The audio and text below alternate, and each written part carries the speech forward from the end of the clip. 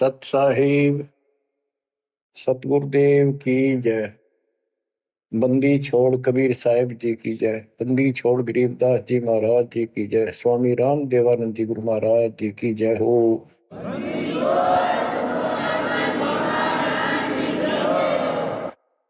सर्व संतों की जय, सर्व भक्तों की जय, धर्मी पुरुषों की जय। श्री काशी धाम की जय, श्री सुडानी धाम की जय, श्री क्रोथा धाम की जय, श्री बरवाड़ा धाम की जय। सत साहिब परम पिता परमात्मा कबीर जी की असीम हृदय से बच्चों, आज आपको अपने घर का पता चला। ये अरहट वाले कुएं में, ये अरहट का कुआ लोई या गलबंद है सब कोई, कीड़ी कुंजे पर अवतारा, हर हट डोरी बंधे कई बारा। इस हर हट जैसे कुएं में बहुत बार चक्कर काट चुके हो। अब इस झंझट से छूटने का समय आ गया। आप किसी से पूछ लो, कोई भी मरना नहीं चाहता, पर सबको पता यहां रह भी कोई नहीं का। यह समस्या क्यों है? ये इसलिए है कि अब मृत्यु अच्छी चीज नहीं, सबसे घटिया ये है। फिर उम्र दोस्त था, जब तक जवान रहता है रोगी रोटी के चक्कर में उड़ जा रहा है, बस की बात नहीं। यहाँ की व्यवस्था ऐसी है, छोटे छोटे बच्चे होंगे, उनके पालने के लिए मर मिटता इंसान, और करना पड़े, देखे जहां भूखे बैठे। तो ये मजबूरी है अपनी। और फिर सारा जीवन बच्चों को पाल पोस कर पढ़ा कर शादी कर दी, उनके बच्चे हो गए। बच्चों, अपना कर्म के साथ जीव आप बैठे। बच्चे कितने अच्छे हों, कितनी अच्छी बहू आ जा पुत्रवधू, लेकिन कर्म में दुख है तो कोई न कोई इसी आंट चला देगा काल।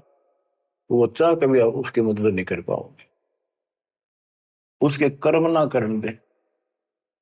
जैसे आपको बताया, या फिर कोई ऐसी बीमारी हो जाएगी, बच्चे भी, बेटा भी, पुत्र वधू भी दोनों बैठ कर रोने जाएंगे, और वो चिल्लाए जा। सास या ससुर कोई भी है, वो कर्महीन इंसान दुख आवेंगे। वो दवाई भी जो आ सके हैं अच्छे हॉस्पिटल में ले जाएंगे, लेकिन उस दुख उस दर्द 2900 ने कौन मिटा होगा? बच्चों, बहुत बार समझा लिया आपको, कति आंख नहीं खुलने देता। यू काल केवल सतगुरु शरण में आने से इस काल का प्रभाव हट जाता है कुछ समय के लिए, और तब ये बातें अच्छी लगती हैं। ना कोई गाना, ना कोई बेंजू बजे, ना कोई अच्छा सुर निकाल ले जाते, केवल ये परमात्मा की अमर कथा सुनाई जाती है, उस दाता की बोली, उस कबीर परमात्मा की महिमा सुनाई जाती है। और धीरे धीरे जब पाप कम होते चले जाते हैं, यह इतनी अच्छी लगती है। वो गाने सुना करते बकवादी, एक अन्य के लिए लगते इनके सामने। तो पाप कर्म जितने कटते चले जाएंगे, इतने ही ये आत्मा का आहार इसे अच्छा लगने लग जाएगा। ये बहुत सी घटनाएं सारे घट रही हैं, पर एक आधा सुनाने से सभी समझ में आ जाती है। एक व्यक्ति को अधर्म मार गया, पैरालिसिस होगा, और उसके 4 एकड़ जमीन थी, उन्हें 16 एकड़ बढ़ा दी। सारी जिंदगी मेहनत करी खूब कंजूसी के साथ। भगवान को जाने कौन था, कोई सुनता ही नहीं भगवान के बारे में। था उसको 4 लड़के हो गए, चारों की शादी कर दी, चारों अलग अलग हो गए। उसको पैरालिसिस हो गया। अब उसको कोई नहीं उठा उन चारों में था, और बच्चे उसके पास से निकल जा। गांव के व्यक्तियों को पता चला, वो आए, उन बच्चों को समझाया, भाई बाप है, इसने कितना कुछ किया तुम्हारे लिए, कुछ तो शर्म करो। तो एक ने शर्म के मारे कुछ 10-5 दिन की सेवा फिर छोड़ दी। फिर उनके रिश्तेदार बुलाए, पंचायत हुई, रिश्तेदारों ने ये कर दिया भाई इसके 16 किले ने 5 हिस्सा में बांट दो। तो 3 एकड़ जमीन तो इसका हुआ है, इसको दो, 3 किले इसके छोड़ दो, और जो इसकी सेवा करेगा वो लो। तो छोटे वाले की पत्नी बोली जी हम ले लेंगे, हम संभालेंगे।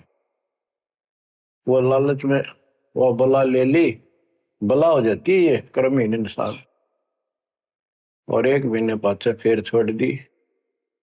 फिर गांव के व्यक्ति आए, मेरा भाई क्यों नहीं संभालते तुम? वो बोलिए किले भी ले लो, मारो बस का तुम सबके बीच में। तो गांव के लोगों ने एक नौकर किया, 3 एकड़ जमीन में से उसका जो खर्चा वर्ता उसको ध्यान लगे। तो जब वो पंचायत हो रही थी, बताओ था एक आदमी, और हमने देखा कई जगह ऐसी घटना घटी। तो जब वो पंचायत में आ रहे थे, रिश्तेदार आ रहे थे, वो खाट में पड़ा पड़ा नाड़ नाड़ हल्ला है, और पोता आ गया उसका। उस पोता ने इतनी दूर खड़ा था वो, 5-7 फुट, नो करा नाड़ का नहीं, अकबर आजा आजा लाट कर भाई नो, नाड़ नाड़ लर्ज किन्नो दिखा कर मैं इससे प्यार करना चाहता हूँ, और वो दूर बात। तो वहां बैठे उपस्थित व्यक्ति बोले इन बेटा ने तक कर दी इतनी छोटी मालस, इन पोते ही कसर रह रही है, ये करेंगे। तो यहाँ अध्यात्म ज्ञान आता है। जो काम करण का था कर्म इन वो तो करया कोई नहीं, जिसका दुख भी टला हो, बेटा बेटी पुत्र वो दूर सब न अच्छा लगा हो। तो बच्चों यू काम करण का है, यह सबके साथ बढ़ जाएगी जाए, भगवान की शरण में नहीं रहता। 3 बातों को देखकर दास को और अधिक दृढ़ता लगी, भगवान के प्रति तड़पने लग गया कि सचमुच तो पहले देखा है सब पता, और भी सामान्य बातें देखी ना, बीमार हो तो भी माता पिता बैठे बैठे देखे जा, और वस्तु के लिए पुकारे जा, कोई सुनने तैयार नहीं था। कबीर साहब कहते बूढ़ा होकर पड़े खाट में, सुने बचन खारे, कड़वी बात सुना करेगा, और कुत्ते था उनका भी सुख को नहीं, ये छाती फूकड़ आ रही।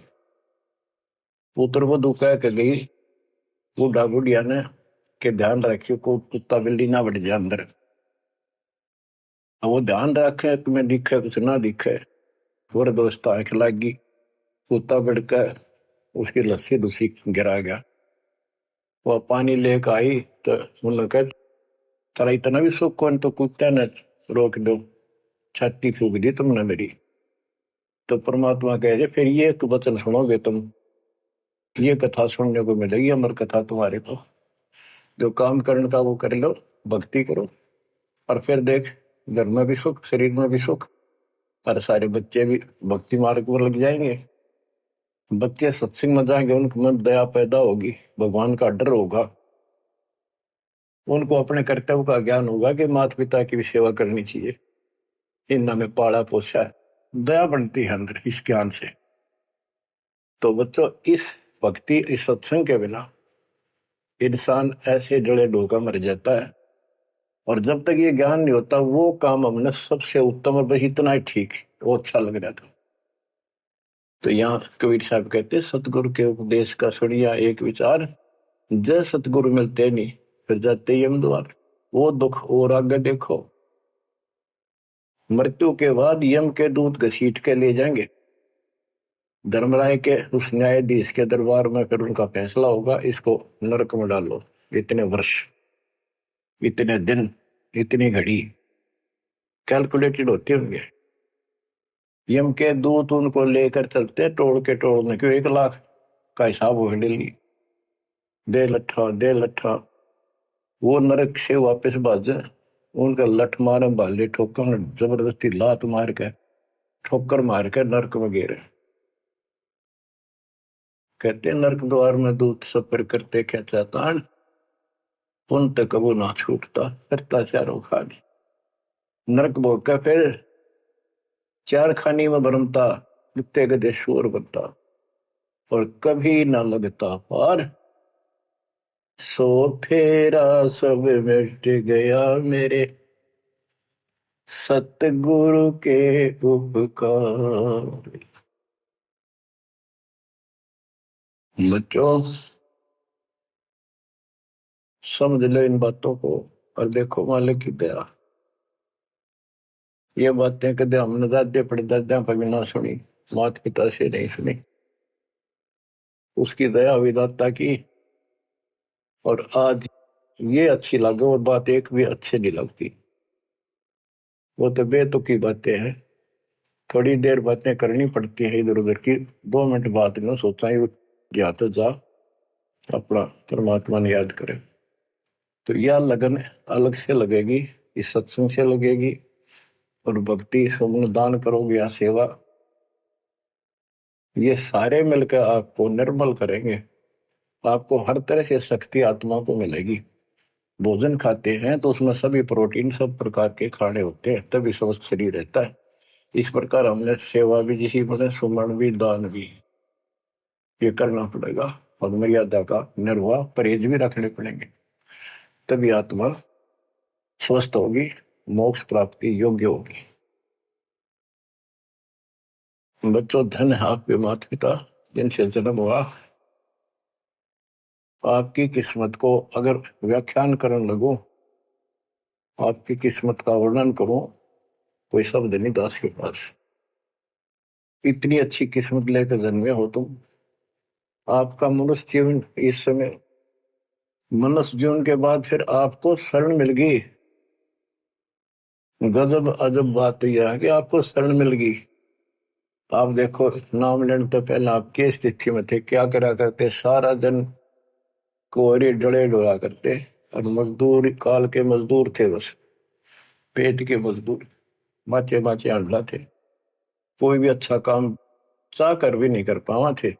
आत्मा भी अच्छी थी, था आपकी नर्म भी थे, दया थी, भाव था, सारा था, भगवान की चाह भी थी, पर ऊपर सी थी, काम चलाऊ सा था। और नाम लेने से पहले जब आपने स्टार्ट किया इस मार्ग को, देख मन कितनी बगावत करे था। ये कैसे हो सकता है, ऐसे कैसे हो सकता है, हमने तो ये पूजा की, हमने ये देखा, ये सुना। तो काल ने परमात्मा से पहले कहा था कि तुम्हारा जो हंस जाओगा ज्ञान बताने के लिए, उससे पहले कहते देवी देव धाम पदुआओ, तीर्थ व्रत और ये झूठे जब तब मन लाओ। इस तरह की सारी शास्त्र साधना से इनको इतना मूर्ख बना दूंगा कि कोई भी उसके ज्ञान को सुनेगा नहीं। जाओ योग जीत संसारा, जीव न माने कहा तुम्हारा, जीव तुम्हारा कहा न माने, हमारी ओर हो बात बखाने। हमारी ओर होकर बात विवाद करेंगे तुम्हारे साथ। बच्चों इन बातों को याद रखो। इस जीवन की सफलता है कि इसमें परमात्मा प्राप्ति हो। आप इसके निकट आ चुके हो। आपने जो भक्ति स्टार्ट करी, आपकी यही दशा थी। कति मन मान कर राजी नहीं था। और उस दाता देखो अपने बच्चों को कैसे कैसे कैसे कोई न कोई भेज के अपना बहन भाई रह रह के कथा सुनाई। कभी अच्छी लगी, कभी ना लगी, धीरे धीरे पाप कटते गए, सुनते चले गए। कहते सो सब सिदर मैं करूं अपने जन के काज, हरनक से पूजो मार दो नरसिंह दर के साज। इब्राहिम सुल्तान के साथ कितने खाड़े कर दिए, कितना पीछे पड़ गया जाता अपने बच्चे को नरक से निकालने के लिए। यही दशा अपनी थी। उस दाता ने कोई न कोई कारण बना के अपने को राह दिखाया है। हरे बच्चों समझो इस मार्ग को, क्योंकि ये कथा जो सारी सुनाई जाती है, ये आत्मा को सहारा देती है। ये आत्मा बहुत सतर्क हो जाती है, इन पर सब पर विचार करती है, तब इस मन को साइड कर देती है कि बस बहुत हो लिया। आप देखो क्या हाल है, कल न पशु बन जाओगे, और पहले बेरा ने कितनी बार बन लिए। तो परमात्मा आपको बहुत लंबे समय से तैयार करते करते करते करते आ रहे, और आप भी लगे रहे। जैसे भी जितना दाव लगा जिस जन्म में आप कर गए, फिर काल का प्रभाव ज्यादा था, नहीं पार बसाई छूट गया मार्ग। जो गुरुद्रोही हो जाते हैं ना, वो सदा के लिए खत्म हो जाते हैं। वो तो अरबों खरबों वर्षों तक धक्के खाओगे। आप विमुख होते रहे, जैसे राबिया विमुख हुई। स्टार्ट वहां से नहीं था उसका, बहुत पीछे से था, लेकिन भक्ति की चाह बनी रही बनी रही, दाता फिर मिलते रही। परमात्मा कबीर साहब कहते हैं, मेल अठेले जाइयो, तीर्थ धाम पर भटकियो, मेले बड़ा मिलाप, पत्थर पानी पूजते हैं, कोई साधु संत मिल जाओ। जब तक भगवान नहीं मिला तब तक ये आस्था भी बनी रहनी चाहिए। इसलिए परमात्मा कुछ लोगों को दूंगा, संस्कार तो निकाह होता है, कोई मत्था टेक के कितने जाके, और कुदरती वो संस्कार आ जाता, उसकी आस्था बनी रहती है वहां पर, तो भगवान में चाह बनी रही। कई नरसिंह बन के इसने आना पड़ा, निकाल ने तो मस्तरवा दिया था, प्रहलाद भगत की आस्था खत्म हो जाती, दाता रक्षा नहीं करते, सारे समाज में आस्था खत्म हो जाती मनुष्य जीवन में, कि भगवान है ही नहीं करे। अरीसा दिखा दिया, भगवान आज तक याद है भगवान है, इसलिए हमारी चाह बनी रही परमात्मा के प्रति। तो बच्चा परमात्मा की असीम रजा आपके ऊपर। परमात्मा 600 साल पहले हमें राह दिखाने लगे थे, और उसी समय से आज तक बीच में अपने संत गरीबदास जी को बीच में मिले, इस भक्ति को फिर से जीवित करके, इस अध्यात्म ज्ञान को फिर से कभी खम्भ रूप गे, इनके माध्यम ये यथार्थ ज्ञान देख। और 300 साल से अमर ग्रंथ यहाँ पढ़ा करते थे गरीबदासी, गरीबदास के 12वें पंथ वाले। मेरे गुरुदेव के अतिरिक्त किसी के पल्ला नहीं पड़ा, उन्होंने दास को दिया ये खजाना, उसके बाद गहनता से इसका अध्ययन किया, आशीर्वाद उनका रहा। आज ये खजाना खोल दिया, गुरुदेव का आशीर्वाद, कबीर साहब का वचन, 5505 कलयुग बीत चुका, तो ये खेल तो होना ही था। और या गंगा आएगी, मोक्ष करने वाली असली गंगा ये है सत्संग। इसमें जो स्नान करेंगे, सत्संग सुनेंगे, मोक्ष तो इन आत्माओं का होगा। अब्राहिम सुल्तान को कैसे निकाला, उसके कोरडे तक खाए मालिक ने अपने बच्चे के, बता के लागत था, क्या नाता था उससे। अब यहां विचार कर लो, उसका हमारे से क्या नाता है, कितना गहन नाता है। वो हमारा पिता है, वही हमारी माँ है। उस परमात्मा में हमारे प्रति माँ और पिता दोनों का मोह है, कितना जबरदस्त हो सकता है वो देखो। तुम अपनी गलती से फंस गए, पर वो बैठा उस पर भी नहीं जाता खाली, कि कुछ तो निकालो काल के जाल से। आप आंख खोलो, इस मार्ग को दृढ़ता से ग्रहण करो, बच्चों वाली बातें छोड़ दो, सारा संसार एक तरफ हो जाए, आपने एक तरफ होना पड़ेगा। जैसे मीराबाई को कहा उसकी मां ने, सत्संग में जाना मेरा छोड़ दे, आए मारी लोग कर तकरार,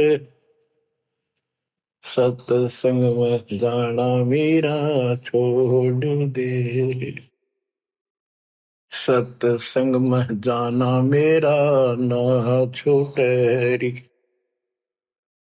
सत्संग में जाना मेरा ना छूटे, तारी चाहे जल कमरो संसार, सत्संग में जाना मेरा ना छूटे। इस दशा में, इस स्थिति में आपको आना पड़ेगा। ये संसार साथ नहीं जाएगा, ये संसारिक व्यवहार आपका कति काम नहीं आऊगा। ठीक है, बेशर्म होना भी नहीं, जितना हम समाज में सहयोग कर सकते उस तरफ में रहना पड़ेगा। प्यार दें सबको, नमस्कार करें, बड़े छोटे की कदर करें, अच्छा व्यवहार करें, हेल्प करें, लेकिन जहां अपने भक्ति में बाधा हो उसका नमस्कार करे, हाथ जोड़ लें दूर थे। बच्चों, गरीबदास जी ने बताया है, गोरख से ज्ञानी गणे और सुखदेव दती जिहान, सीता सी गो भारिया संत दूर स्थान। पुण्यात्मो, आपको अध्यात्म सिलेबस, ये अध्यात्म का पाठ्यक्रम पढ़ाया जा रहा है, दास टीचर है, और इसको बार बार रटवाऊंगा, बार बार समझाऊंगा, क्योंकि टीचर सारा साल उस सिलेबस को रह रह कर रिपीट करवाया करे, तब बच्चों के आत्मा में, उसके मन में, बुद्धि में वो सेट होता है। तो बच्चों, आपको ये सिलेबस दास बार बार रिपीट कराएगा और ध्यान से उत्सुकता से सुनते रहना। परमात्मा के ज्ञान को, सत्संग को सुनो जब कति एकाग्र चित्त से सुनो। गरीब गोरख से ज्ञानी घने, सुख देव जति जिहान, सीता सी बहु भारिया संत दूर स्थान। अब आपको अमर ग्रंथ की अमर वाणी का कुछ अंश सुनाऊंगा। जैसे दास की बुद्धि काम करेगी, इसको सरल भी बनाऊंगा। गरीब यज्ञ रची जब पांडो राजा, नो नाथो नहीं ना दुहबाजा, 84 सिद्ध रिद्ध सब मोहे, पूर्ण ब्रह्म ध्यान नहीं जोहे।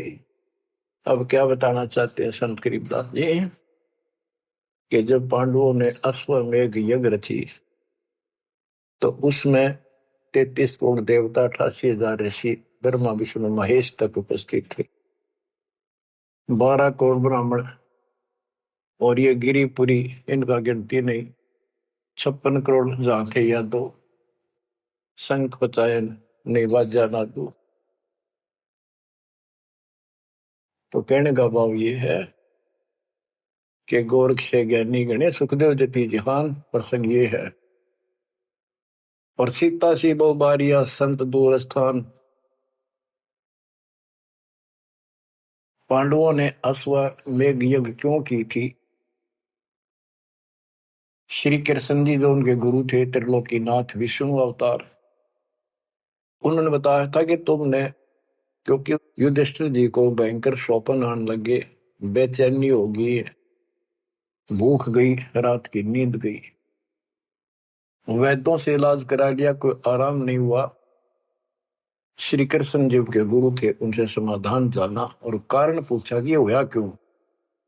तब श्री कृष्ण जी कहते, तुमने जो बंदूकघात किए हैं, युद्ध में, महाभारत में आदमी मारे और अपने प्रियजन मारे, रिश्तेदार मारे, ये पाप वो हानि कर रहा है, वो सेध रहा है। समाधान ये है कि अश्वमेघ यज्ञ करो और पूरी पृथ्वी पर न्योता दे दो, कोई आओ, धर्म यज्ञ करो एक, और धर्म यज्ञ सफल होगी तो तुम्हारा यह दुख दूर होगा, अन्यथा नहीं होगा। और यज्ञ संपूर्ण होने की, सफल होने का चिन्ह बना दिया, बता दिया निशानी, कि एक शंख 5 मुंह का, पंचानन शंख, उसको पंचजन्य भी बोल देते हैं। पंचायन, आनंद माने मुख होते हैं, पंचानन 5 मुख का शंख एक अलग स्थान पर रखा जाएगा। वो कोई बजाएगा नहीं, आप पर बाजेगा। वो बाजेगा तब जब कोई पूर्ण संत, अच्छी करने वाला उसमें भोजन खा लेगा। तो 33 करोड़ देवता बुला लिए, 88,000 ऋषि आगे, 12 करोड़ ब्राह्मण आगे, तो किसी से भी शंख नहीं बजा। न्योता देने के लिए चारों पांडवों की चारों दिशा में ड्यूटी लाई थी युधिष्ठिर ने छोड़ दिया कि भी न्योता देगा और निमंत्रण दो। भीम का निमंत्रण देने की जो दिशा थी, ड्यूटी थी जिस साइड में, उसमें सुदर्शन नाम के एक सुपच, जिसे आजकल शेड्यूल कास्ट कहते हैं, उसमें सुपच कहते थे, और वाल्मीकि जाति में थे वो। भीम वहां गया। भीम ने उनको निमंत्रण दिया कि भगत जी हमारे वहां आइयो, और मैं युधिष्ठिर राजा का भाई भीम हूं, और ऐसे ऐसे हमने एक अश्वमेध यज्ञ रची है, आप आमंत्रित हैं। तब सुदर्शन जी ने कहा, सुपच ने, कि भीम तुमने तो इतना पाप कर रखा, कसाई भी फीका पड़ गया, तुमने ऐसा जुल्म कर दिया। वो बहन आज तक रो रही है, जो विधवा होगी सैनिकों की, उनके बच्चे टक्कर मार रहे हैं, माँ से पूछ रहे हैं पिताजी कब आएंगे छुट्टी।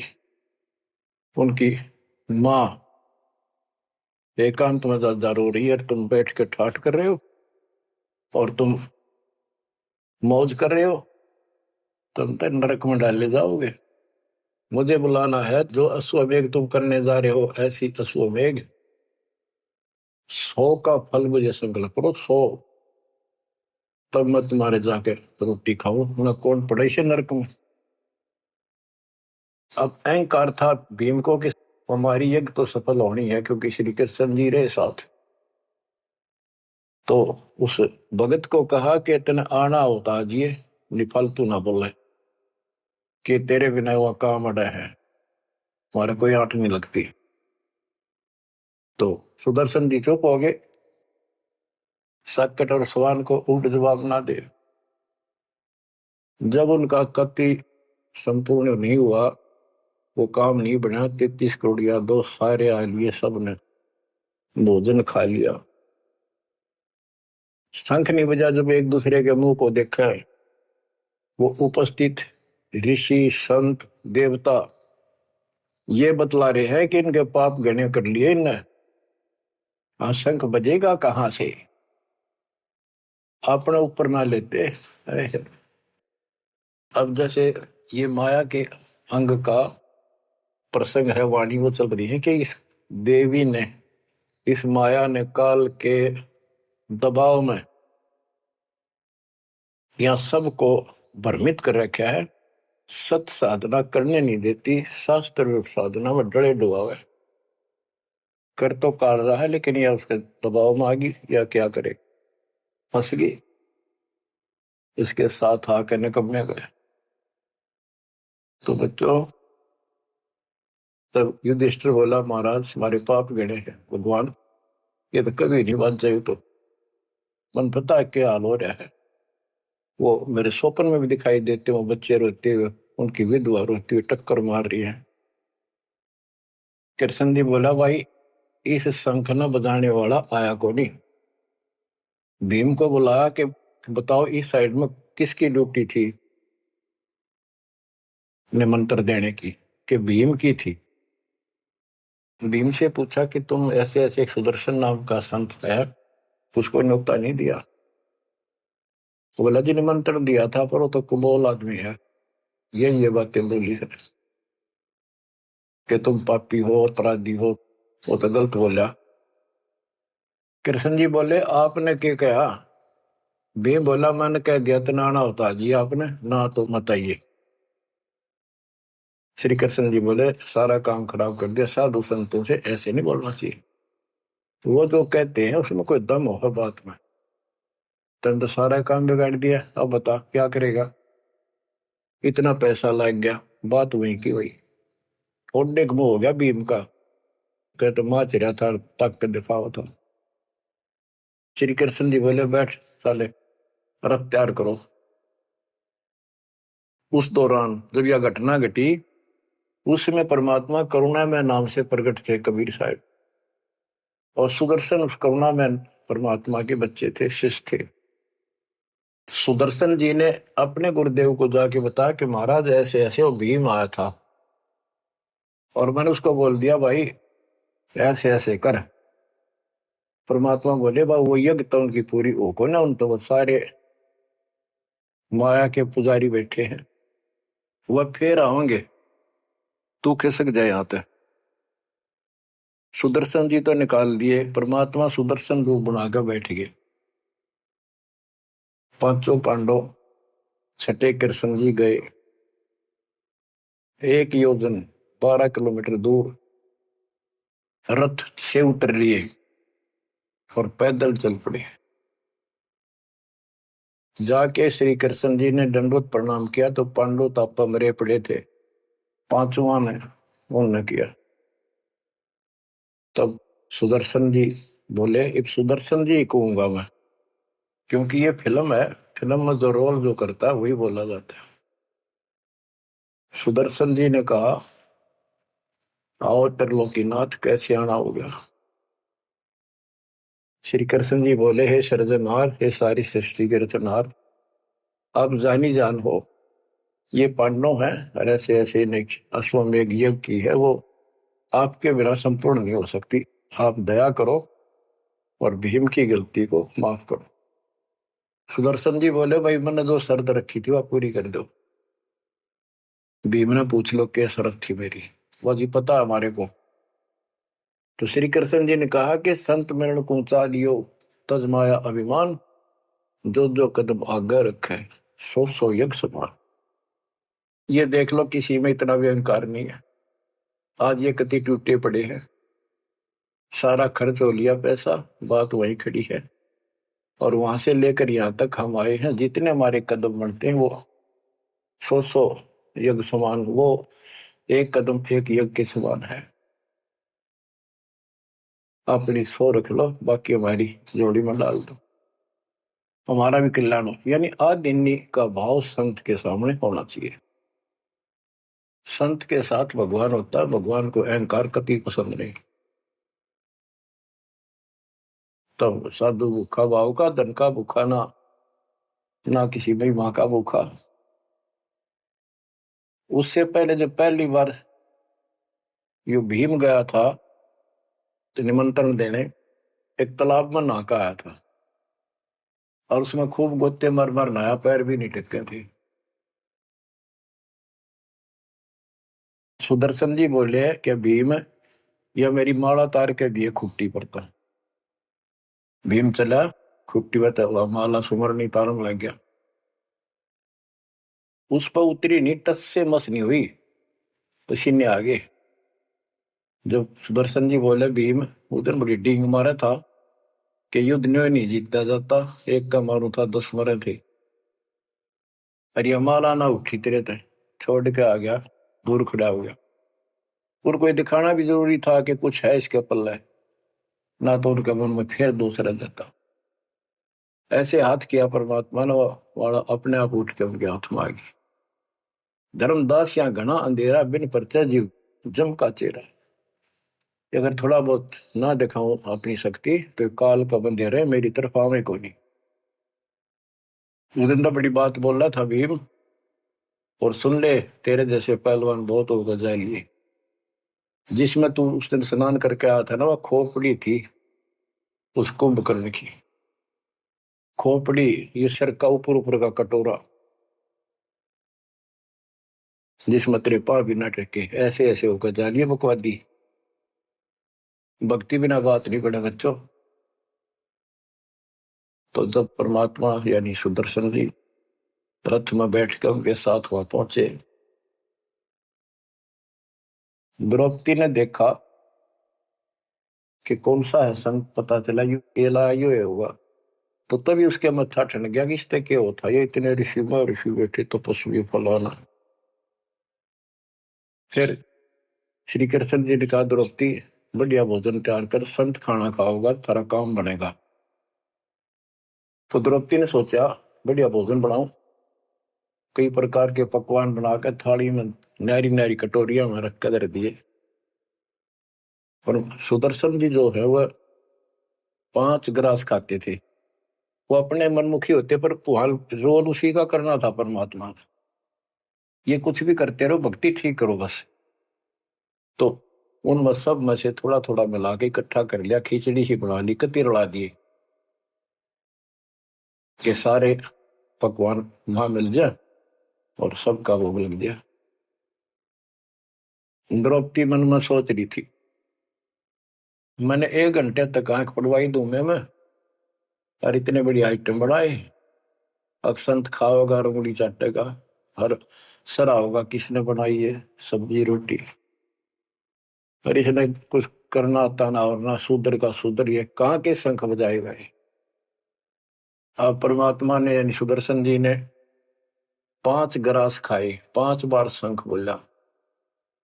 और युधिष्ठिर जी बड़े खुश हुए, कृष्ण जी से कह रहे आपने बड़ी दया करी, बड़े महापुरुष खोज के लाए, हमारा तो काम बन गया। कृष्ण जी बोले नहीं बना, ये तो शंख कंटिन्यू बजना चाहिए था अखंड, और काफी देर तक स्वर्ग तक सारी पृथ्वी पे इसकी आवाज जाएगी, धीमी धीमी मीठी मीठी प्यारी प्यारी, तब सफल होगी। युधिष्ठिर बोले हे भगवान अब कौन रह गया, किसको लाओगे। बोला भाई इस वाल्मीकि के बाल सब ना ही 3 लोग, ये के वाल्मीकि दिखे तुमने, इसके एक बाल के समान भी 3 लोग नहीं है, इतनी ताकत है इसमें, इतनी भक्ति की शक्ति है। अपने घर में कमी है वह खोजते। द्रौपदी बुलाई, द्रौपदी से कहा कि बहन साची बता, तेरे कोई दोष आया इस महापुरुष के प्रति। तो उसने सारी बता दीजिए, ऐसे ऐसे मेरे मन में दोष आया।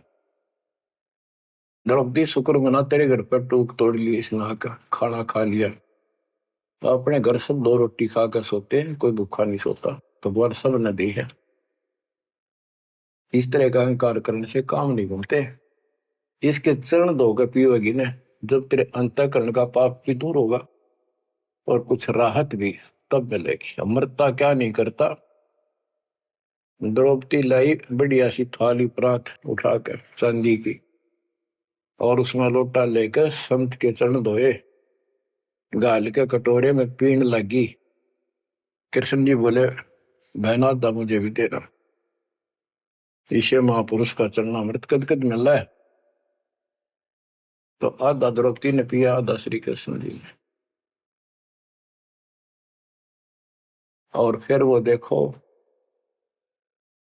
अखंड बाजा, वो ऐसे ढंग से बजाए धीरे धीरे धीरे धीरे सुर बढ़ता चलेगा, स्वर्ग तक पूरी पृथ्वी पर आवाज गई, कण कण में सुनाई दिया।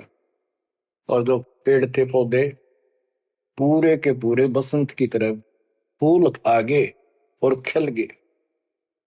इतना सुंदर मौसम होगा सुहावना। गोरख से ज्ञानी गढ़े और सुख दे जती जिहान, सीता सी वो भारिया संत दूर स्थान। संत को ऊपर दिखावे से ज्यादा मीठी मीठी लंबी चौड़ी कथा सुनाने से, अटपट करके प्रवचन करने से पहचाना नहीं जा सकता। तो बच्चों ना जीव की सी बुद्धि है को पहचान ले, पहचान लिए होते तक कबीर भगवान आए न थे, संत गरीबदास जी आ रहे कहने गए। अब बच्चों आपको थोड़ी सी अमृत वाणी सुनाता हूं। ग्रीव फिर पांडवों की यज्ञ में शंख पंचायन टेरे, 12 कोटि पंडित जहां पड़ी सबन की मेरे। यज्ञ रची जब पांडव राजा, नौ नाथों ने नादू बाजा। उस यज्ञ में 9 नाथ, 84 सिद्ध, 33 करोड़ देवता, 88,000 ऋषि, 12 करोड़ ब्राह्मण और 56 करोड़ यादव जो श्री कृष्ण के वंशज थे, जो पांडवों के रिश्तेदार थे। क्योंकि श्री कृष्ण जी की बहन सुभद्रा अर्जुन के ब्याही थी। या क्या कहते हैं, यज्ञ रची जब पांडव राजा, नौ नाथों ने नादू बाजा। 84 सिद्ध रिद्धि सब मोहे, पूर्ण ब्रह्म ध्यान नहीं जो है।